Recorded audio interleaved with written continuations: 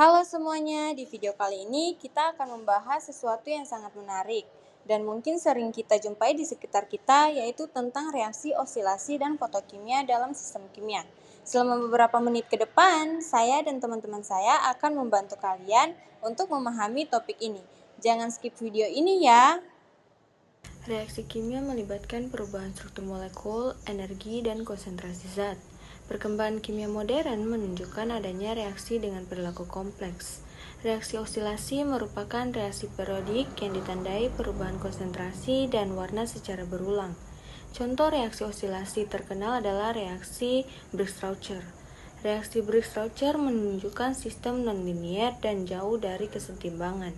Reaksi fotokimia terjadi akibat penyerapan energi cahaya oleh molekul. Reaksi fotokimia berbeda dari reaksi termal karena menggunakan cahaya sebagai sumber energi aktivasi. Reaksi fotokimia banyak diterapkan dalam fotosintesis, fotografi, sterilisasi UV, dan energi surya. Reaksi oksilasi dan fotokimia penting dipelajari karena memiliki banyak aplikasi dalam bidang industri, kesehatan, lingkungan, dan teknologi modern.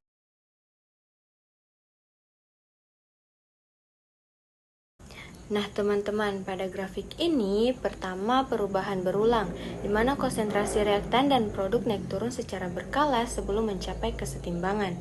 Yang kedua, mekanisme umpan balik, digerakkan oleh umpan balik positif dan negatif yang berselang-seling, di mana setiap kurva menggambarkan perubahan konsentrasi zat yang saling memengaruhi melalui mekanisme umpan balik positif dan negatif. Dan yang ketiga, perilaku nonlinier, terjadi dalam sistem yang jauh dalam kesetimbangan termodinamika. Setelah beberapa waktu, amplitudo osilasi semakin kecil hingga akhirnya semua spesies mencapai titik kesetimbangan, yaitu keadaan ketika konsentrasi sudah stabil dan tidak berubah lagi. Reaksi Briggs-Rauscher. Reaksi Briggs-Rauscher ini dikembangkan oleh Thomas Briggs dan Warren Rauscher pada tahun 1973, menampilkan siklus warna yang dramatis. Bening sebagai penurunan konsentrasi iodin, kuning atau amber sebagai peningkatan iodin molekuler atau I2, dan biru gelap sebagai kompleks iodin pati. Reaksi Briggs-Rauscher menggunakan beberapa reaksi utama, yaitu kalium iodat, hidrogen peroksida, asam malonat, ion mangan sebagai katalis, dan indikator pati. Secara kinetika, reaksi Briggs-Rauscher menunjukkan perilaku nonlinier karena laju reaksi dipengaruhi oleh konsentrasi spesies antara yang berubah secara periodik. Perubahan periodik ini menyebabkan warna berubah berulang kali, misalnya bening, kuning, biru tua, kembali bening lagi. Perubahan ini terjadi karena konsentrasi spesies antara tidak stabil tetapi berosilasi terhadap waktu sebelum mencapai kesetimbangan. Nah, pada bagian ini saya akan menjelaskan tentang laju reaksi dalam reaksi osilasi. Jadi reaksi osilasi merupakan reaksi kimia yang berlangsung secara berulang dan menghasilkan perubahan konsentrasi zat secara periodik. Akibatnya, larutan dapat menunjukkan perubahan warna yang terjadi secara terus-menerus dalam selang waktu tertentu. Salah satu contohnya yang terkenal adalah reaksi Briggs-Rauscher yang dapat berubah warna secara bergantian. Nah, pada gambar pertama ditunjukkan mekanisme umum reaksi osilasi. Jadi reaksi diawali ketika ion iodida bereaksi dengan hidrogen peroksida sehingga membentuk berbagai zat antara atau intermediate. Selanjutnya terjadi serangkaian reaksi yang melibatkan ion mangan, iodin, dan asam malonat. Nah, reaksi-reaksi tersebut tidak berlangsung satu arah, tetapi membentuk suatu siklus yang terus berulang. Dalam siklus ini, beberapa zat akan terbentuk kemudian berkurang kembali, lalu terbentuk lagi. Nah, proses inilah yang menyebabkan warna larutan menjadi berubah secara berkala selama reaksi itu berlangsung. Selanjutnya, kita melihat persamaan laju reaksi yang dituliskan sebagai R sama dengan K dikali konsentrasi X di pangkat A dikali konsentrasi Y di pangkat B. Pada persamaan tersebut, R menyatakan laju reaksi, yaitu kecepatan berlangsungnya reaksi kimia. Simbol K merupakan konstanta laju reaksi, sedangkan X dan Y adalah zat reaksi terlibat dalam reaksi. Pangkat A dan B menunjukkan order reaksi terhadap masing-masing reaksi. Jadi persamaan ini menjelaskan bahwa laju reaksi sangat dipengaruhi oleh konsentrasi reaksi. Jadi semakin tinggi konsentrasi zat yang bereaksi, semakin sering terjadi tumbukan antar partikel sehingga reaksi itu berlangsung lebih cepat.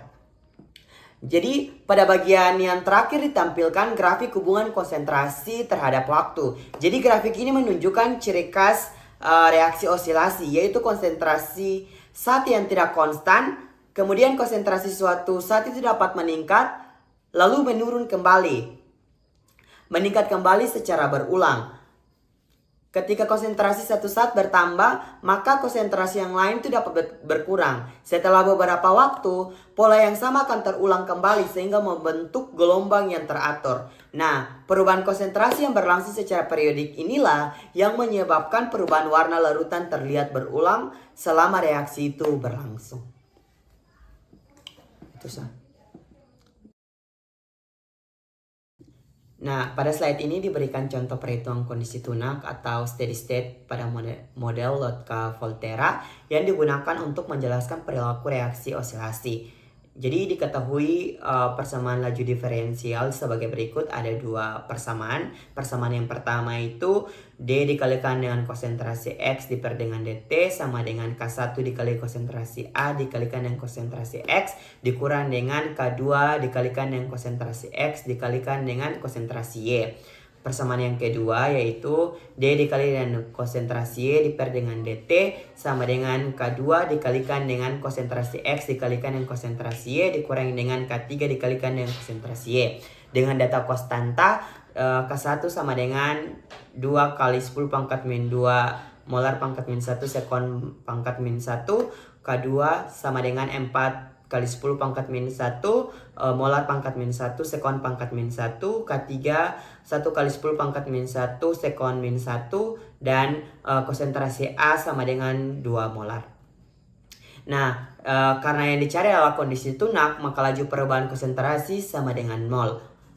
Jadi D kali konsentrasi X per DT sama dengan 0. Lalu D sama dengan D kali konsentrasi Y per DT sama dengan 0. Jadi langkah penyelesaiannya itu yang pertama kita menentukan konsentrasi SS dari persamaan yang kedua. Jadi 0 sama dengan K2 dikali dengan konsentrasi X dikali dengan konsentrasi Y dikurangi dengan K3 dikalikan dengan konsentrasi Y. Jadi kita faktorkan Y. Y dalam kurung K2 dikalikan dengan konsentrasi X dikurangi dengan K3 sama dengan 0. Nah, karena yang dicari itu kondisi tunak 00, maka Y tidak sama dengan 0.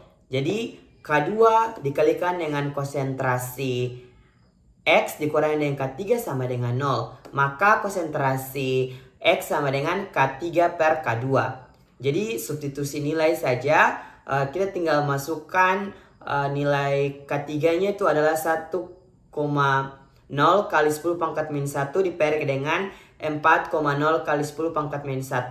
Jadi nilai dari konsentrasi XSS adalah 0,25 molar. Lalu langkah yang kedua kita menentukan konsentrasi SS. Selanjutnya itu kita menggunakan persamaan yang pertama. 0 sama dengan K1 dikalikan dengan konsentrasi A dikalikan dengan konsentrasi X dikurangi dengan K2 dikali konsentrasi X dikalikan dengan konsentrasi Y. Kita juga faktorkan X dalam kurung K1 dikalikan dengan konsentrasi A dikurangi dengan K2 dikalikan dengan konsentrasi Y sama dengan 0. Nah, karena kondisi 00 maka X tidak sama dengan 0. Jadi kita dapat persamaannya K1 dikalikan dengan konsentrasi A dikurangi dengan K2 dikalikan konsentrasi Y sama dengan 0. Maka Y sama dengan K1 dikalikan dengan konsentrasi A diper dengan K2. Jadi kita tinggal substitusi nilainya saja. K1 nilainya 2,0 kali 10 pangkat min 2. Kita kalikan dengan konsentrasi A-nya 2,0 diperkan dengan K2 nilainya 4,0 kali 10 pangkat minus 1. Hingga kita peroleh konsentrasi SS-nya adalah 0,1 molar. Sudah itu sah. Nanti itu pertama. Nah, pada slide ini diberikan contoh perhitungan kondisi tunak atau steady state pada model Lotka-Volterra yang digunakan untuk menjelaskan perilaku reaksi osilasi. Jadi diketahui persamaan laju diferensial sebagai berikut. Ada dua persamaan. Persamaan yang pertama itu D dikalikan dengan konsentrasi X diper dengan DT sama dengan K1 dikali konsentrasi A dikalikan dengan konsentrasi X dikurang dengan K2 dikalikan dengan konsentrasi X dikalikan dengan konsentrasi Y. Persamaan yang kedua yaitu D dikali dengan konsentrasi Y diper dengan DT sama dengan K2 dikalikan dengan konsentrasi X dikalikan dengan konsentrasi Y dikurangi dengan K3 dikalikan dengan konsentrasi Y. Dengan data konstanta K1 sama dengan 2 kali 10 pangkat min 2 molar pangkat min 1 sekon pangkat min 1. K2 sama dengan 4 kali 10 pangkat min 1 molar pangkat min 1 sekon pangkat min 1. K3 1 kali 10 pangkat min 1 sekon min 1 dan konsentrasi A sama dengan 2 molar.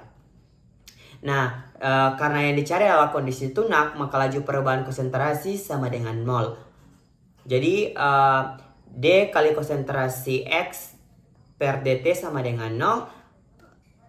Lalu D sama dengan D kali konsentrasi Y per DT sama dengan 0.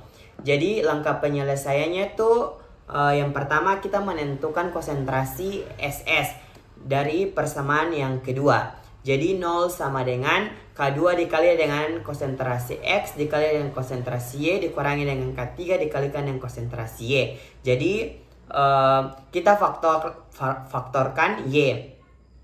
Y dalam kurung K2 dikalikan dengan konsentrasi X dikurangi dengan K3 sama dengan 0. Nah, karena yang dicari itu kondisi tunak 00, maka Y tidak sama dengan 0. Jadi K2 dikalikan dengan konsentrasi X dikurangi dengan K3 sama dengan 0. Maka konsentrasi X sama dengan K3 per K2. Jadi substitusi nilai saja, kita tinggal masukkan nilai K3-nya itu adalah 1,0 kali 10 pangkat min 1 diper dengan 4,0 kali 10 pangkat min 1. Jadi nilai dari konsentrasi XSS adalah 0,25 molar. Lalu langkah yang kedua kita menentukan konsentrasi SS. Selanjutnya itu kita menggunakan persamaan yang pertama. 0 sama dengan K1 dikalikan dengan konsentrasi A dikalikan dengan konsentrasi X dikurangi dengan K2 dikali konsentrasi X dikalikan dengan konsentrasi Y. Kita juga faktorkan X dalam kurung K1 dikalikan dengan konsentrasi A dikurangi dengan K2 dikalikan dengan konsentrasi Y sama dengan 0. Nah, karena kondisi 00 maka X tidak sama dengan 0. Jadi kita dapat persamaannya K1 dikalikan dengan konsentrasi A dikurangi dengan K2 dikalikan konsentrasi Y sama dengan 0. Maka Y sama dengan K1 dikalikan dengan konsentrasi A diper dengan K2. Jadi kita tinggal substitusi nilainya saja. K1 nilainya 2,0 kali 10 pangkat min 2 kita kalikan dengan konsentrasi A-nya 2,0 diperkan dengan K2 nilainya 4,0 kali 10 pangkat minus 1. Hingga kita peroleh konsentrasi SS-nya adalah 0,1 molar. Sudah itu sah. Nanti itu pertama.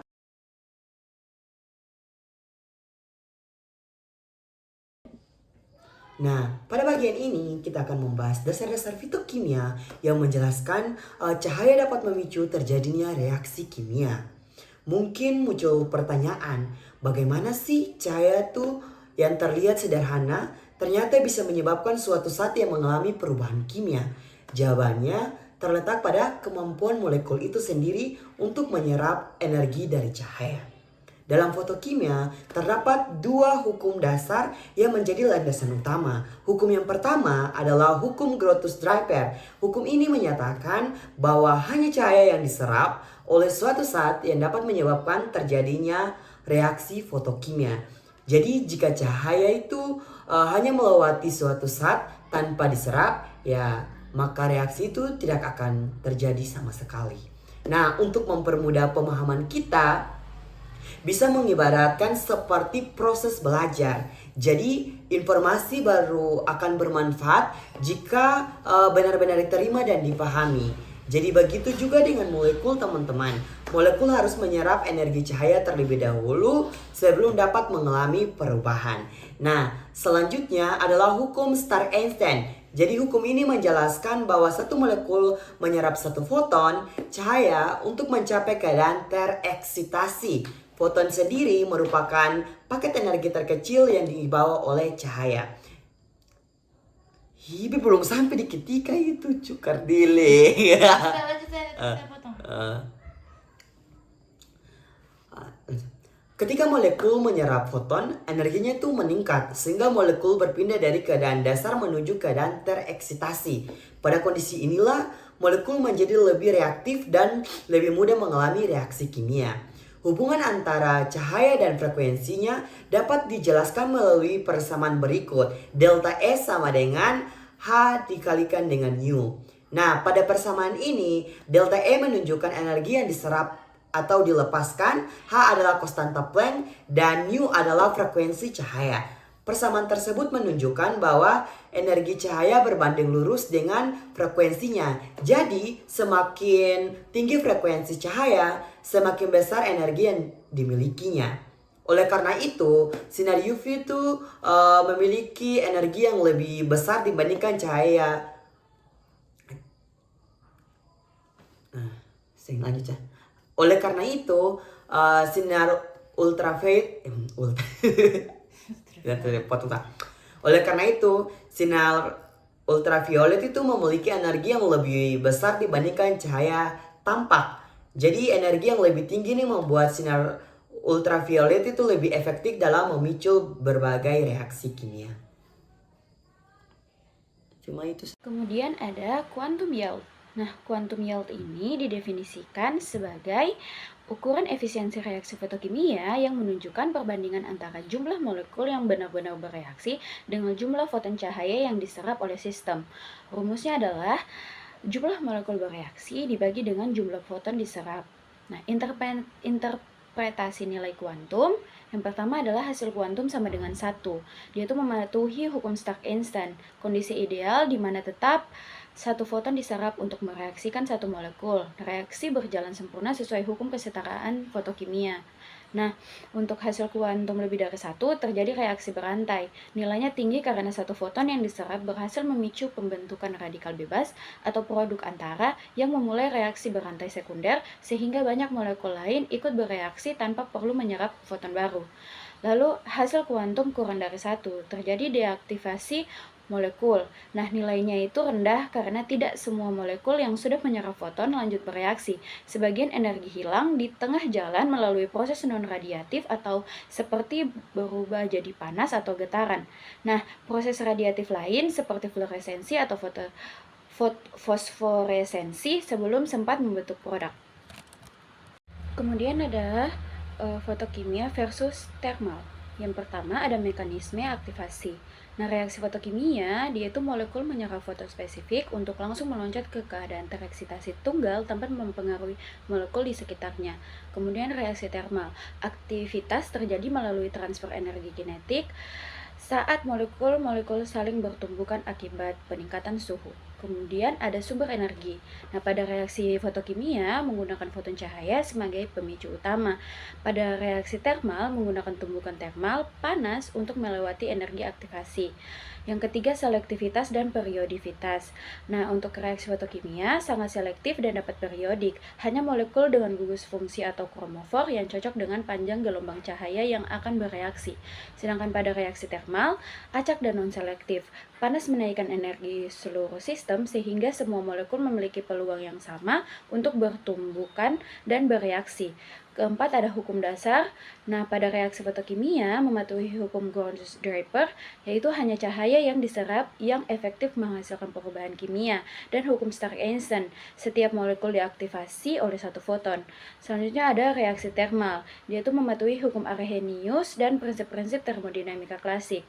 Untuk hasil kuantumnya, reaksi fotokimia itu dia sangat variabel, nilainya bisa sangat kecil atau bahkan lebih dari 1 jika foton pertama memicu reaksi rantai yang panjang. Untuk reaksi termal konsisten dan patuh pada klasik. Hasilnya berbanding lurus secara stoikiometri konvensional.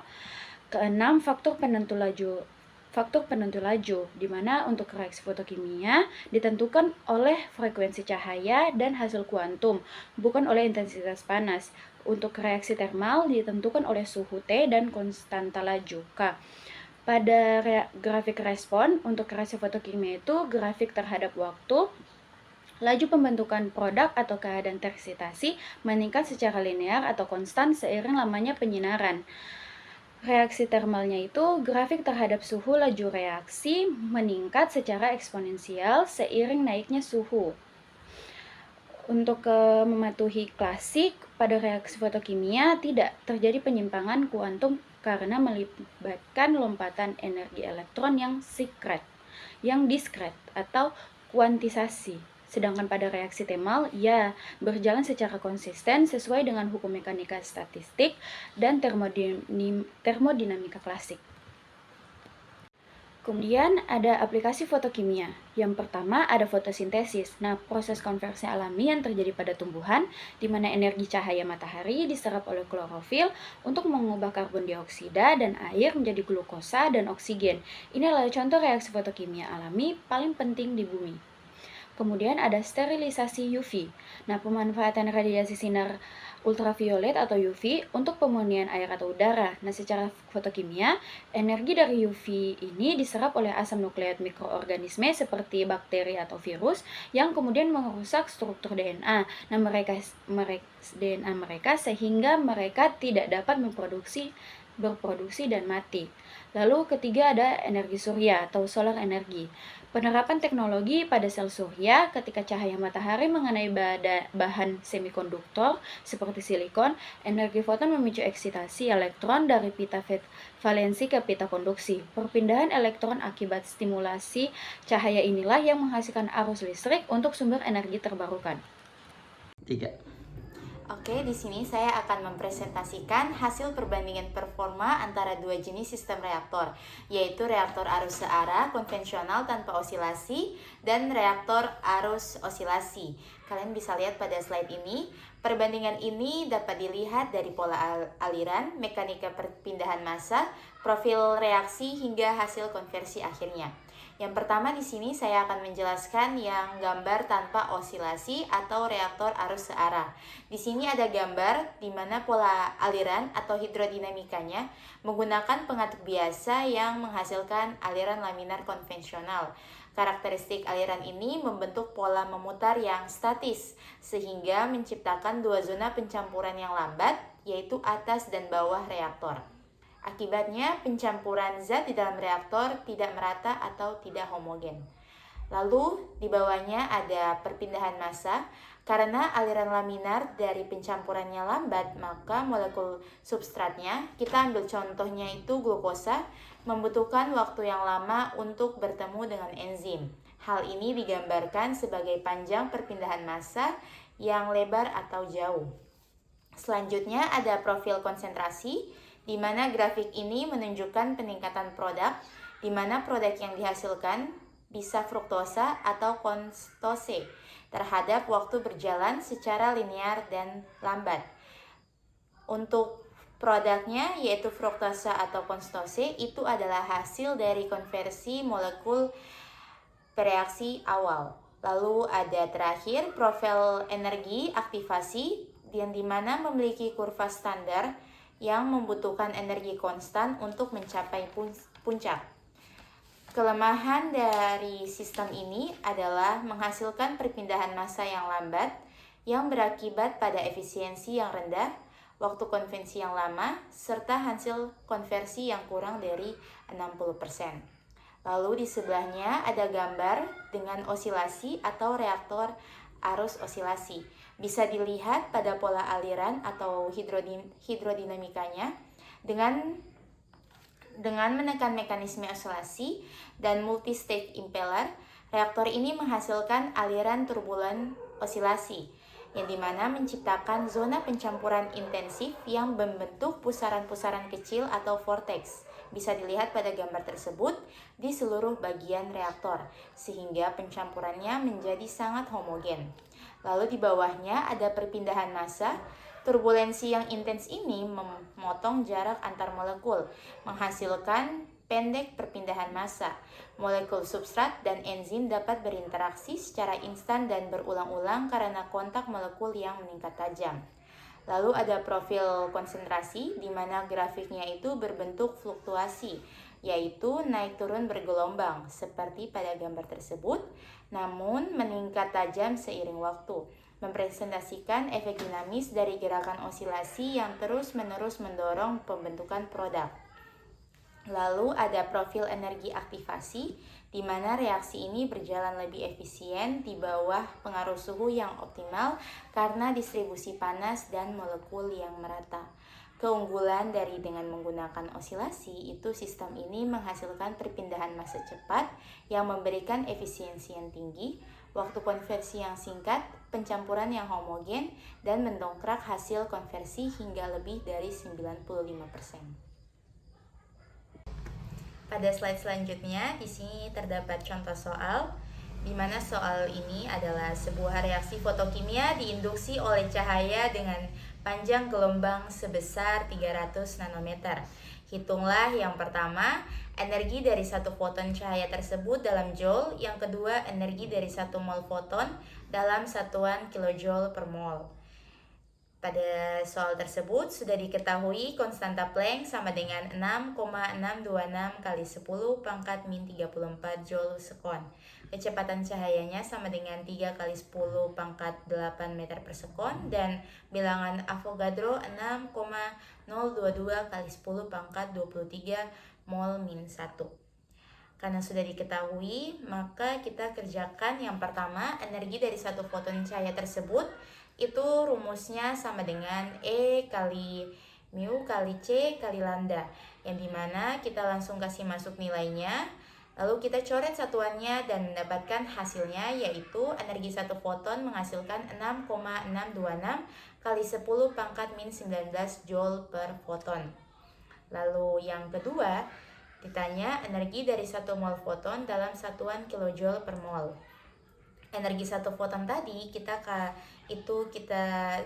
kalikan dengan bilangan Avogadro. Jadi E mol sama dengan E kali Na sama dengan 6,626 kali 10 pangkat min 19 J per foton dikali bilangan Avogadro-nya, yaitu 6,022 kali 10 pangkat 23 mol min 1.